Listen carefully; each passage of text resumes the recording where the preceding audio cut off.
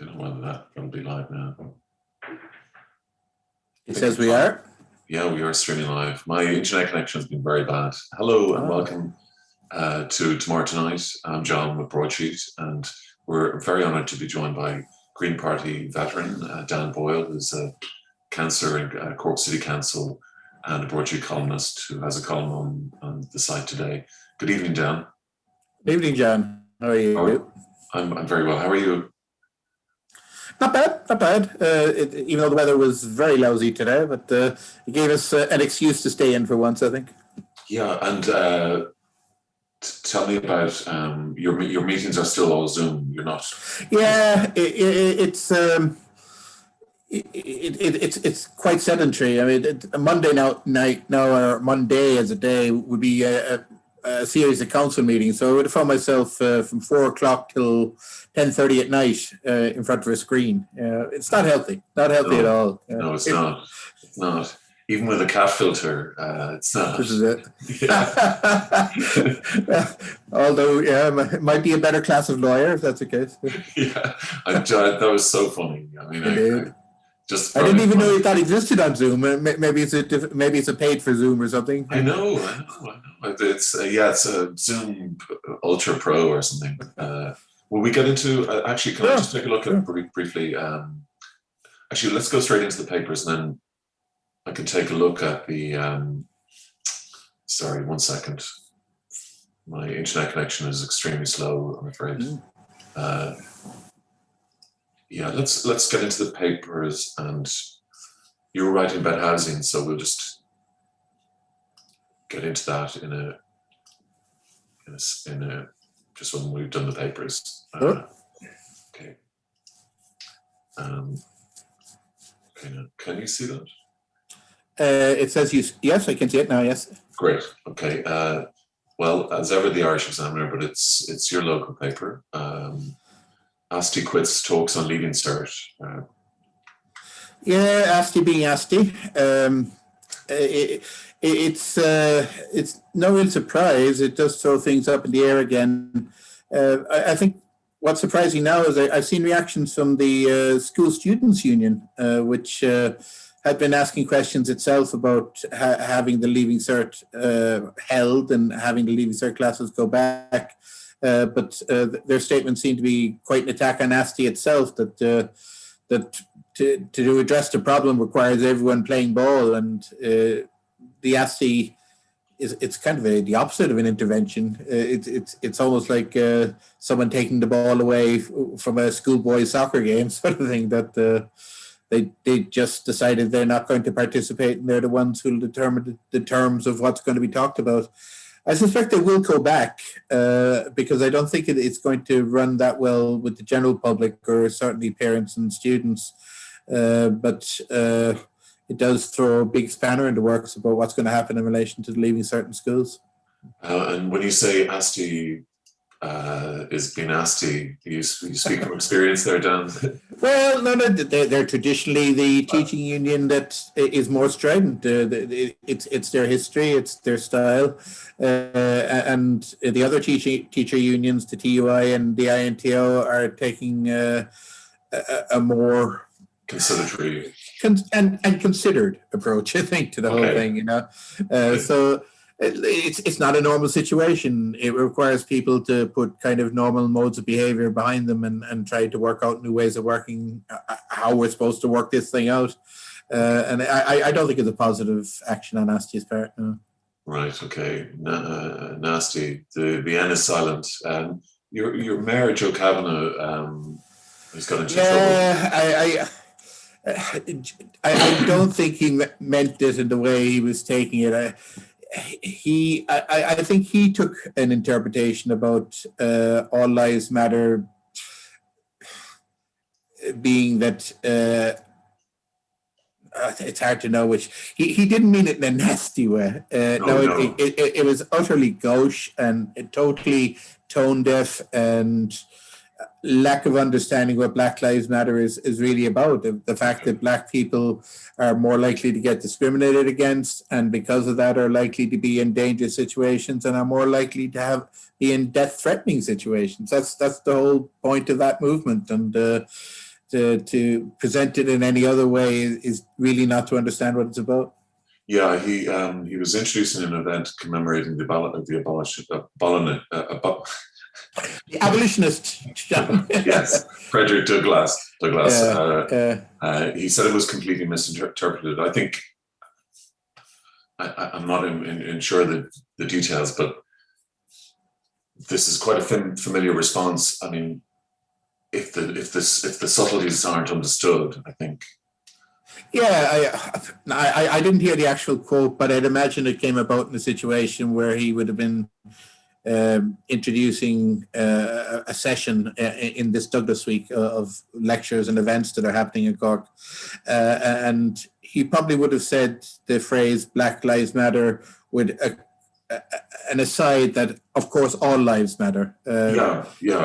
I think he would in his thinking, he would have been augmenting the fact that human life is sacred or something like that. Yes, where he was being heard quite the opposite, that he was undermining the fact that Black Lives Matter has a particular meaning, and he was undermining that. Yeah. What age would no,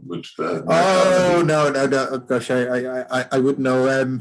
We'd be similar vintage. Okay. Yeah, so vintage. Yeah. Okay. Well, we people. I mean, that is a common refrain, isn't it? And it's it's done innocently. It's like, well, what do you mean? All well, it can be, and it is done innocently. I mean, some people do it deliberately to provoke, and I suppose that's what got the reaction, because most of the time when those terms are mixed up, they're deliberately mixed up, and it is done deliberately to undermine. I don't think that was the case with Joe Kavanagh. Okay. Which party is he with? He's Fine Gael. He's Fine Gael, okay. The Tabor group, Tabor House, they're advertising a lot on the Examiner and the Echo. I've noticed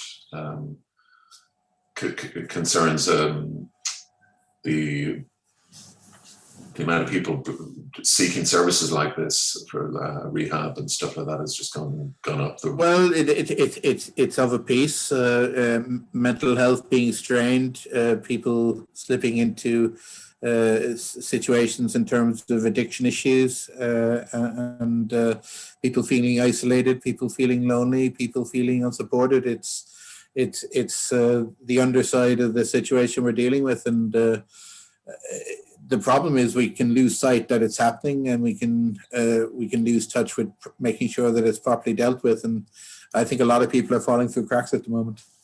Yeah, they are. I mean, it's almost a year.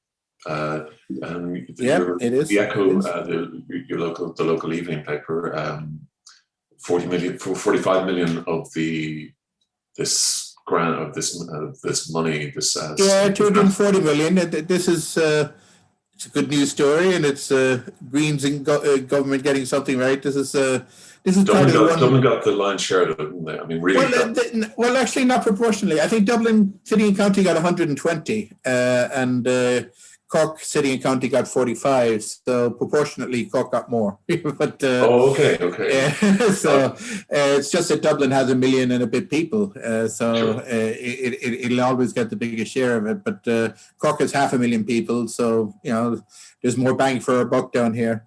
It's part of the 1 million a day that Eamon Ryan promised on kind of sustainable transport, pedestrianisation, pedestrian measures, cycleways, support for public transport. So this comes from the National Transport Authority. It's 240, close on $250 million nationally, and Cork is getting a big chunk of it, and people are quite happy. What's the most exciting development? Well, I could be very parochial. There are two things in my ward. There's a pedestrian cyclist overbridge going over the South City Rink Road that's getting $1.5 million. There's a 350,000 going on opening up a working pedestrian access into a big public park on the south side of the city. They're things that wouldn't have happened otherwise, and I'm delighted to see them happening.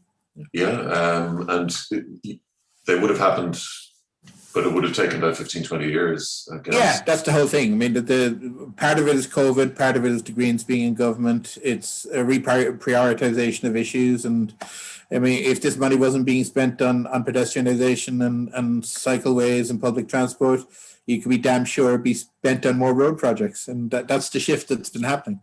Okay. There's another addiction course at Daily Telegraph. I might have some more Irish papers in a bit, but just going into the UK papers, pandemic risks repeat of 1930s chaos, says Forces Chief. Yeah, I'm not too sure if, what a Forces Chief has to say about the 1930s and repeating British history and all the rest, but it's COVID as an issue. Because we're living it, we react to the immediate, and the immediate now is the vaccination program wherever it's happening, comparing ourselves to other countries, those who started before us, those who are doing more than we are. We're in the European Union program. We're using whatever vaccines we get as we get them. I think we're running third highest in the EU for run out, but we're still well behind countries like UK and Israel.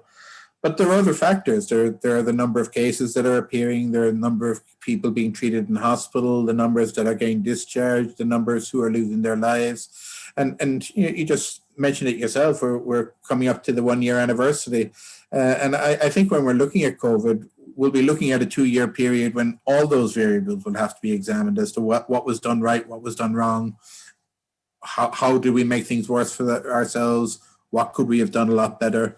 But I think there's far too much instant reactions and far too many instant experts as well about what we should be doing and how we should be doing it. Yeah, it's very odd kind of phrasing. I don't think he means it in the political sense, but just in the sense of not being ready for the Second World War or something. Well, yeah, there's a bit of that, and there's a bit of keeping Scotland on side, which is a bit of a lost cause, I think. I think Scotland is almost out the gate, and the Northern Ireland situation about whether there's going to be a referendum in the next few years or not. I'd be of the opinion that it isn't the time. I think you need to be getting a higher number in Northern Ireland. There's still 1 million people who are classing themselves as British and uncomfortable with the idea of a unitary state in Ireland and things like that. So I think we need to be talking about weighted majority, 60% of the people, maybe rather than simple majorities before we even get to that stage. And the debate that will happen in Ireland about people who there'll be a significant number of people in the Republic who, as of now, will be saying, my taxpayers shouldn't be going to pay that. I think there should be I would aspire to unitary state, and I think it'll cost us more money, and our standard of living will go down, at least initially. And I'd be prepared to admit that in a kind of a referendum situation.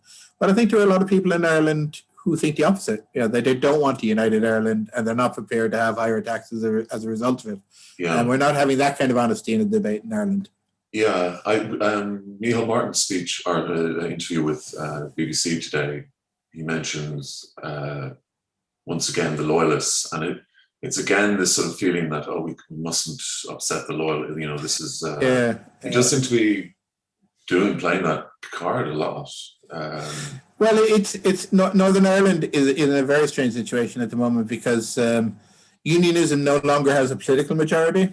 And there's a kind of a born-again alliance party, which seems to be running the DUP close in terms of being a second party.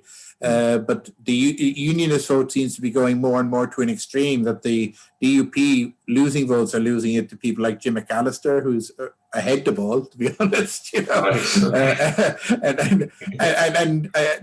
reality is, if you're trying to bring about a meeting of minds and cultural identities on this island, if you exacerbate a situation where that type of thinking becomes more entrenched and more distant, you're making it less likely.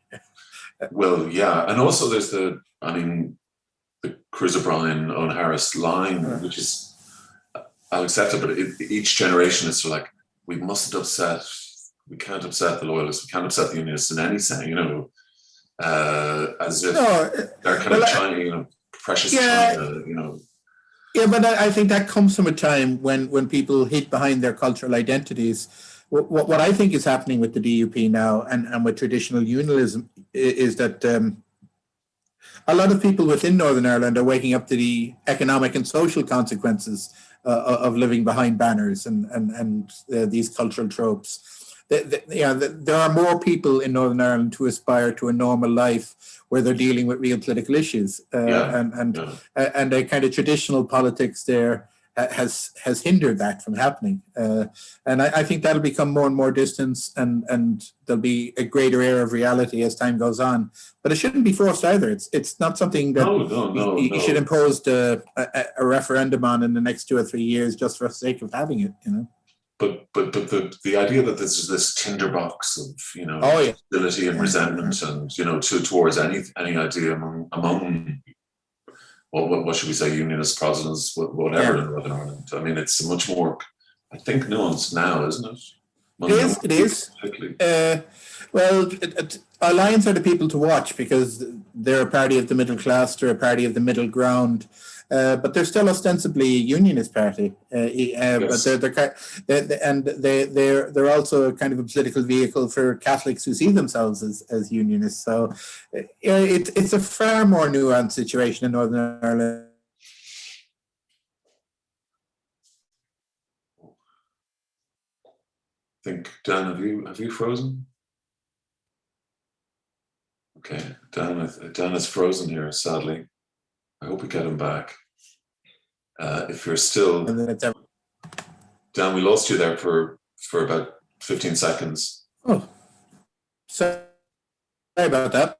Not at all. I hope it wasn't my internet connection. Am I back? You're back now. Yeah, you broke up there for a good 20 minutes. No, 20 seconds. No, it's probably mine, or maybe it's an intervention. It might be was it GCHQ in Cheltenham or something like that? Could be a monitored conversation. Yeah, and just to say that what Micheál Martin is saying is upsetting the O'Queeve wing regarding the border poll as well. I mean, it seems to be he's not benefiting politically from it really either by being so. No. I mean, Fianna Fáil styles itself as the Republican Party. Yeah. Micheál would have done history as part of his MA. He did a thesis on the first Republican city council in Cork here, and I think being a student of history, he probably would have followed previous Fianna Fáil leaders. De Valera in particular. De Valera, the founder of Fianna Fáil, who would have talked a lot about nationalism, but who was a bit of a Duke of York in his own right, in the sense that he didn't do a lot practically to bring it about. He was quite happy to run the Republic and wait for the North to fall back into our embrace. Yeah. And Owen Harris would also say that his style is sort of modelled on Jack Lynch now, isn't it, Micheál Martin? So it's sort of this sort of like quirky. Yeah, Jack. Yeah, there is a kind of a thing about that. I mean, Jack Lynch had his "we will not stand by" comment. Yeah. He never said idly, apparently. But other than that, he would have worked quite closely with Northern Ireland prime ministers, as there were then British prime ministers, to try to make sure that the situation didn't overheat. But then you would have had situations like Bloody Sunday, and you would have had the storming of the British embassy. I can imagine it because we had the Armstrong as well. I mean, I would say that. Indeed, yeah. Yeah, I would say that just in terms of his style, his personal style, it seems to be he's not going for the big moments. He's not going for the Varadkar kind of funny side. Yeah. He's very much a kind of the grit and the kind of quietness, I guess. Yeah, and he's certainly not Charlie Haughey. He's not. I am who I am, and the rest of the world can go and take it. I don't give a damn about sort of thing. Like, I'll do it my way, sort of thing. It's the totally opposite of that kind of leadership style. I guess, but by the time Varadkar takes it over, you want to notice that Martin was even there. Almost, it's sort of like a ghostly figure. Almost. Well, a year and a half. It's. I mean, he's very unlucky that most of it is being dealt with COVID. So whether COVID is totally out of the system by the time the 2.5 years is up, that's the question. It will affect his ability to make an impact. Is he going to Washington, Dan? I think if he's asked, he will, and he'll get vaccinated. And I think there's. Do you think he should? I think he should. Yeah, to be honest, it'll be a very small delegation. They'll all be wearing masks. They'll be standing at the edge of the different ends of the Oval Office. It's probably more symbolic now than it has been in most years. I'm not a big fan of the video, to be honest. I think I think it's overblown and oversold. Actually, yeah. But I think it might actually work this year because it's a new president, someone with strong Irish connections. It could send out a signal, and basically, it'll be two people in a room trying to make a statement about a relationship between two countries at the start of a new presidency in the US. I think it'll probably be more worthwhile than it usually is. Okay, Dan, the Italians stay apart until autumn under lockdown easing. Just to sort of, one of the SAGE experts today suggested we maybe won't wear masks forever. So just to... Well, we're saying something similar here. We're saying possibly May now for level 5, but there will be openings up. I mean, the school situation is confused now, but certainly the special needs classes went back today. We will see leaving certs. We will see primary schools. After that, we won't see anything, I think, until April at least. But there is undoubted public confusion, and the government doesn't help. We sometimes, to give people hope, we're optimistic with deadlines as to when things might reopen, and then when those good deadlines aren't reached, people get more and more disappointed. I suspect that there's a change of strategy at the moment, that it's being pushed out beyond where people are hoping for at the moment, so that if there is any give in the meantime and it happens earlier, that could be presented as a victory. So, who knows? Yeah. You don't think the resentment, the kind of that he's flying off while we were anyway? Yeah, there will be that, of course. There's no quick fix. No. That's look. But the reason they're saying that is that variants and mutations are happening all the time. We don't know when the next one will be. We don't know whether it's of a more serious type. We don't know if it'll be more virulent. So that's been the problem since this time last year. You can't be certain because there is nothing to be certain about. If I was a small businessman in that's a cheery thought. If I was a small business person in your constituency, Dan, and I couldn't open, what would I do? Would I go to you, and would I go to the council? Is there any like? Well, strangely enough, the support payments that were available in the first wave, as far as the city council were concerned, were undersubscribed. That they had put aside more money than businesses actually applied for them. That could have changed subsequently because, I mean, it's a longer time period now and it's beginning to bite more deeply for people. People have had the opportunity of opening up for short periods of time, and the Christmas period, well, it built up unnecessary risks in terms of the figures going up again, and us needing to lock down even harder afterwards. There was a recovery. And in terms of our economic figures, in terms of our taxation figures, we haven't really had a hit yet as such, but we are spending enormous amounts of money to give people that support, whether it's PUP, whether it's rent rebates or rates rebates or business supports and the like. And that can't go on forever. So I think the budget after the next one is going to be very, very difficult. Yeah, extremely difficult. How do you explain that we haven't had the hit yet, or the hit hasn't been visible? But obviously, there's so much.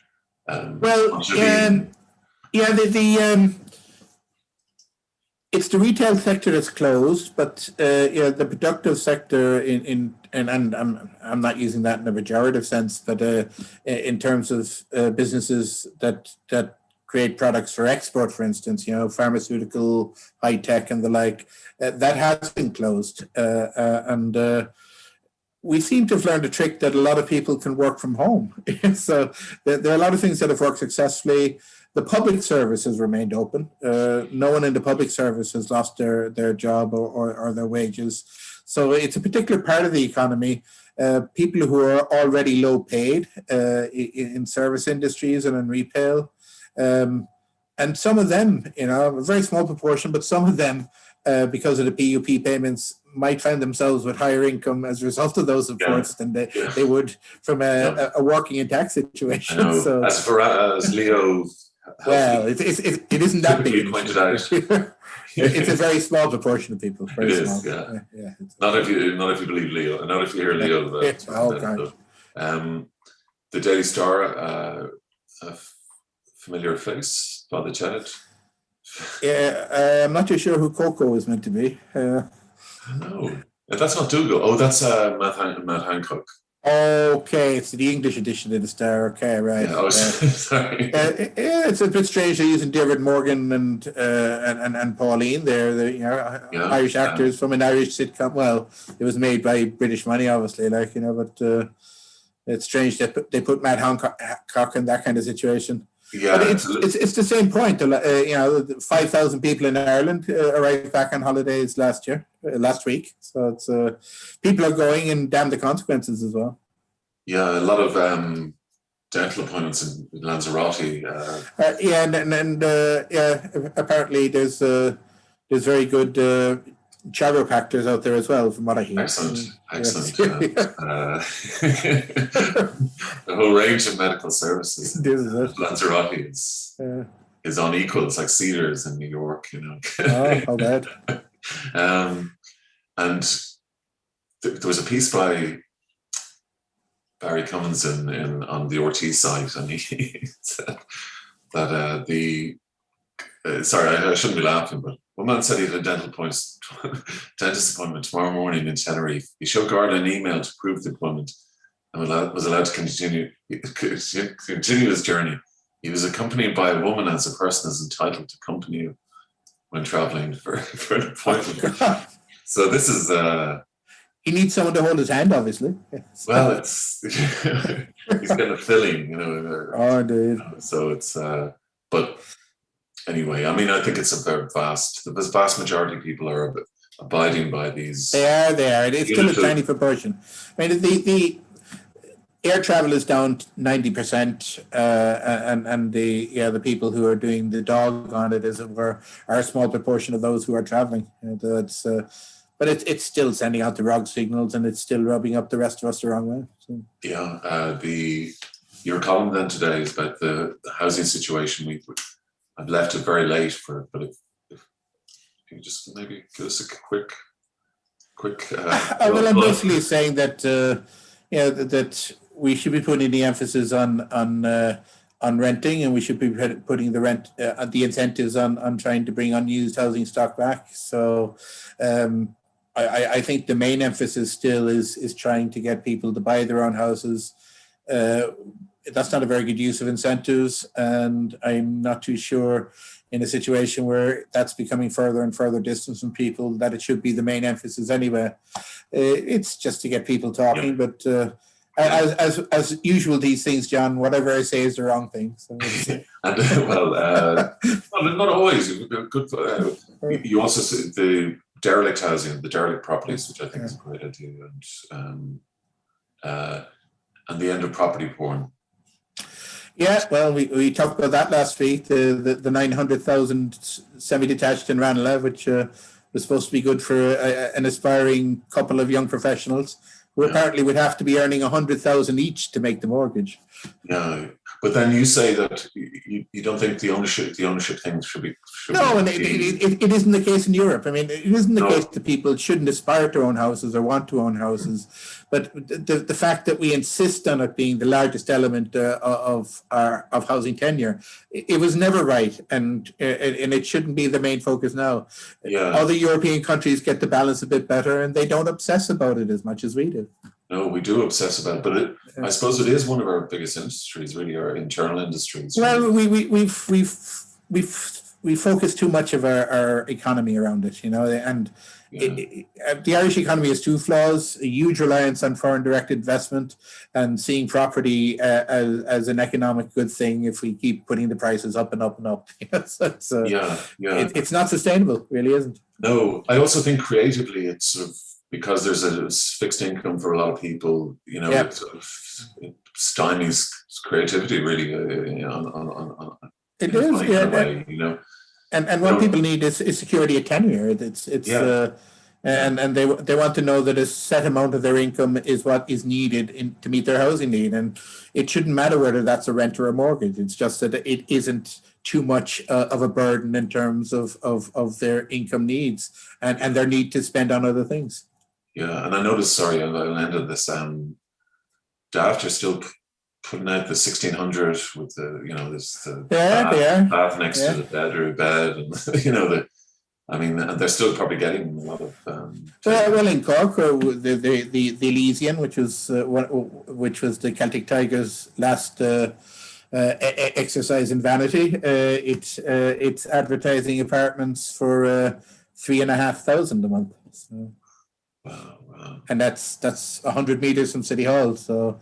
We have it in Cork as well as Dublin, John. Yeah. That's the skyscraper, isn't it? Skyscraper. It is, yeah. Well, the higher building is. Hardly scraping, but. Yeah.